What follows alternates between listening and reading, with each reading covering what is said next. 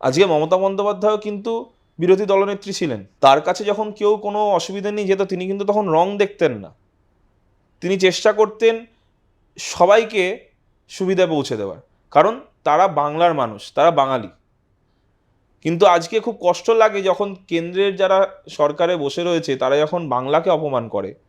বাঙালিকে অপমান করে, এবং বাংলা কথা বললেই সে বাংলাদেশি, এই কথাগুলো শুনতে হয়, তখন এই বাঙালি এমপি এমএলএরাই যারা বিজেপির, তারা দিল্লিতে যায়, সুযোগ সুবিধা নেয় এই বাঙালি ভোটারদের ওপর ভর করেই, কিন্তু তখন তারা কিন্তু তাদের দলের নেতাদের প্রতিবাদ করে না। এই হচ্ছে এখনকার দিনের বিজেপি বলুন বা এই বিজেপির নেতাদের হচ্ছে দ্বিচারিতা, যে তারা শুধুমাত্র নিজেদের সুবিধাটা, নিজেদের ফায়দাটা নিয়ে ভাবে, তারা কিন্তু দিনের শেষে বাংলা বা বাঙালির সম্মান বা বাংলার কি করে উন্নতি হবে সেটা নিয়ে ভাবে না।